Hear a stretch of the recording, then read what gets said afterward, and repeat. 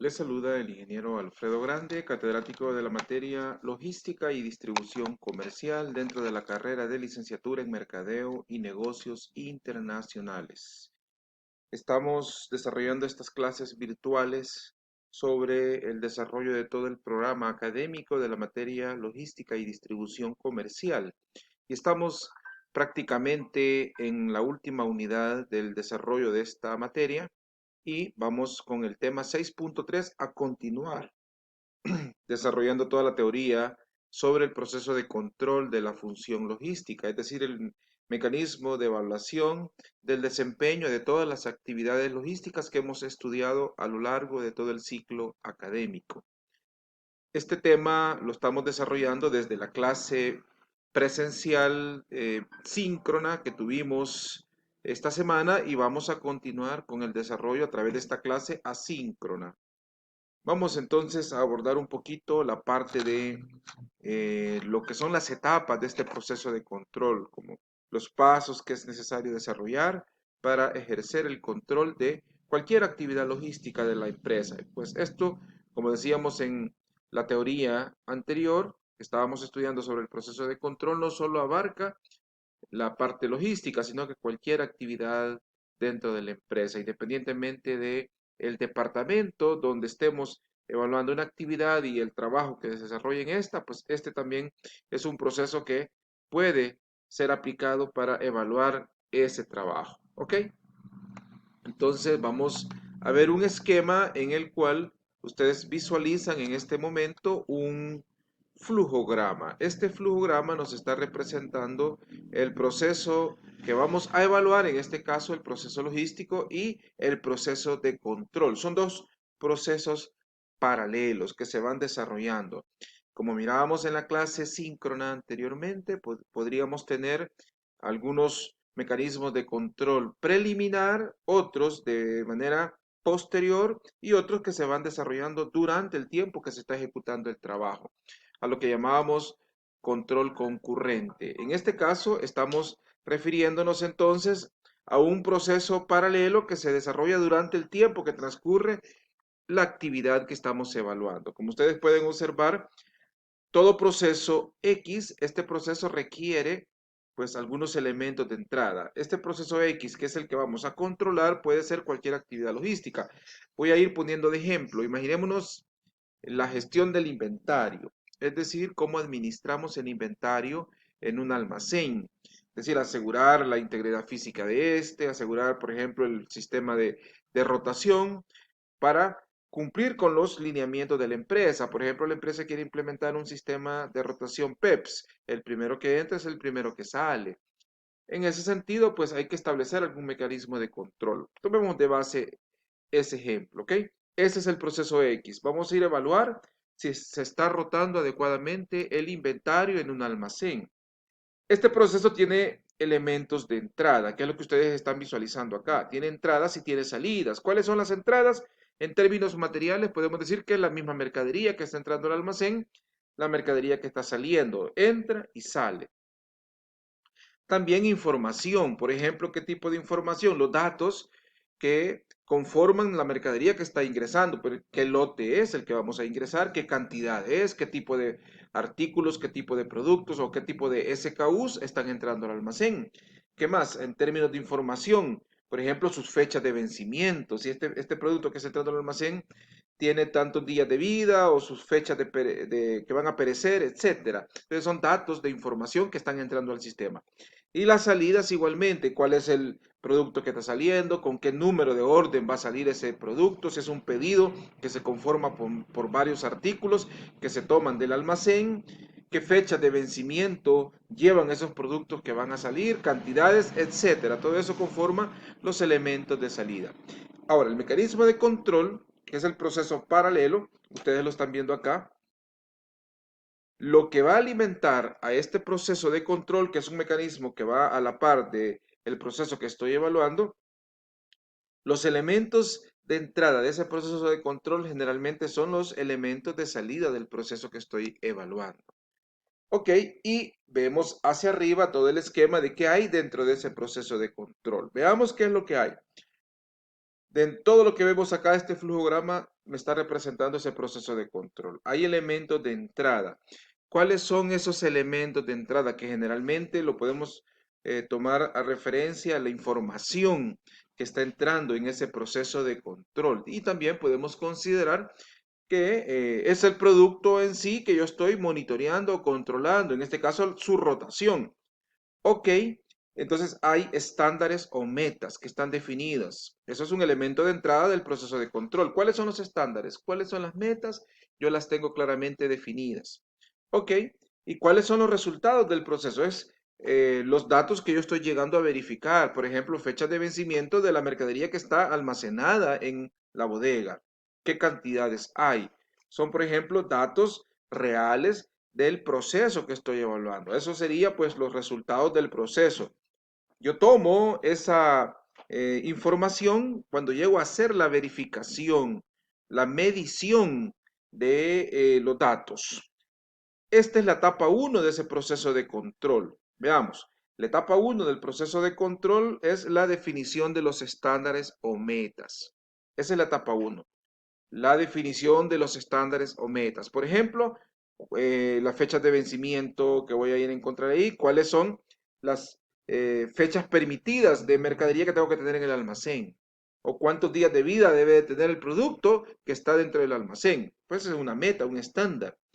Y dentro de la etapa 2, ahí hacemos la medición del proceso que estoy controlando. Es decir, voy a tomar la lectura de aquella información que me interesa.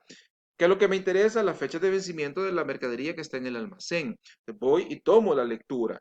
Entonces son los resultados que me está generando el proceso y los comparo con el estándar. Y todo eso lo llevo a cabo en un proceso que se llama un proceso de monitoreo periódico o monitoreo continuo.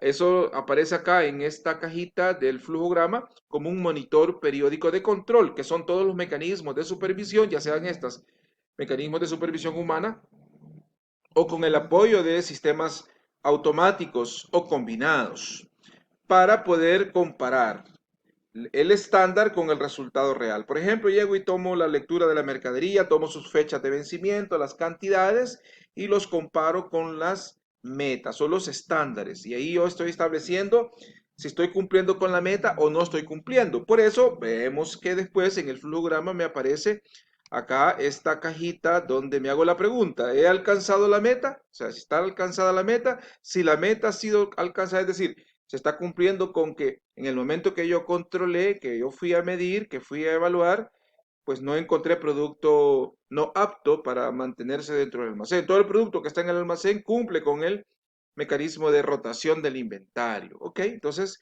estamos bien. Retroalimento al sistema de que todo está bien, que continúen trabajando como lo están haciendo, que sería la etapa número 4 de este proceso, la retroalimentación.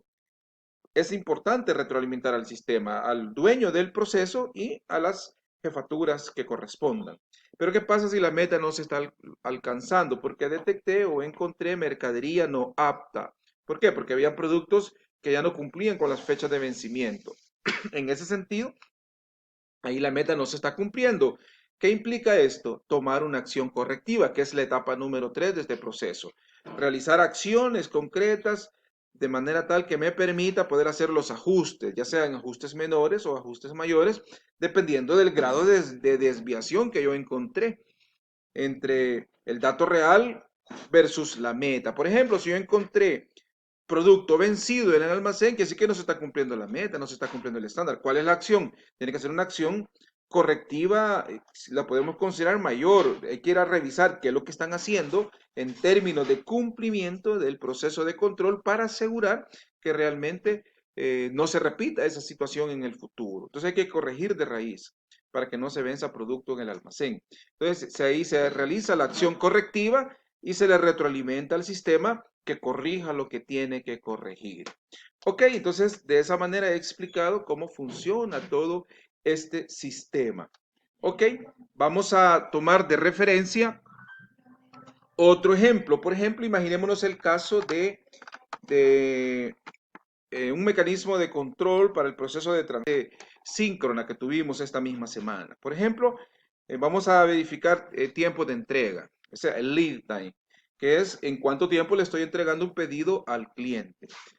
Entonces, en este sentido, podemos considerar que el proceso que estoy evaluando es el tiempo de entrega, desde que la mercadería ya está lista en el vehículo de transporte y se lleva hacia el cliente para efectos de entregar. ¿Ok? Ese es el proceso que vamos a evaluar. Los tiempos de entrega, el cumplimiento del lead. ¿Cuál es la meta? 2 horas, decíamos antes. ¿Ok? Entonces ese es el estándar. Está definido el estándar. El estándar son 2 horas para entregar cada pedido al cliente. ¿Ok? A la hora de comenzar a verificar si se está cumpliendo, pues hay que tomar ciertos datos, cierta información, a qué hora sale de la planta o del centro de distribución o del almacén de despacho, a qué hora sale el vehículo de transporte, ok, se va viendo el tiempo de tránsito y a qué hora llega, donde el cliente para efectos de entregar el pedido. Entonces ahí tomamos ya el tiempo de llegada, más el tiempo de atención, tiene que estar dentro de esas 2 horas. Entonces, ese es el resultado del proceso X. Cuando ya medí el tiempo y ya vi que estaba pues dentro del límite establecido, o puede ser que se haya tardado un poquito menos o un poquito más. Y ahí se establece esa comparación. Entonces, ese monitor periódico de control me permite poder comparar el resultado real en el tiempo de entrega del pedido al cliente versus la meta. Si la meta está cumplida, pues excelente, el sistema debe de continuar trabajando de esa manera. ¿Por qué? Porque se ha cumplido con el estándar de entregar el pedido dentro de esa ventana de tiempo. Pero si no se cumple, hay que tomar acciones correctivas. ¿Por qué no se cumplió? Hay que entender cuáles fueron las causas, las razones del atraso para asegurar que no se repita y corregir lo que haya que corregir. Puede ser que nos estemos dando cuenta dentro del tiempo de tránsito que el transportista se va atrasando. Entonces, estoy viendo que ya no voy a cumplir la meta. A lo mejor tengo que tomar acciones dentro de ese mismo lapso de tiempo, como por ejemplo, explicábamos en aquella clase síncrona que podíamos desviarnos, tomar otra trayectoria para evitar, por ejemplo, un bloqueo de calle, un accidente, un fuerte tráfico en una vía pues, de tránsito, etcétera. Entonces son medidas que se pueden adoptar para mejorar ese proceso. ¿Ok?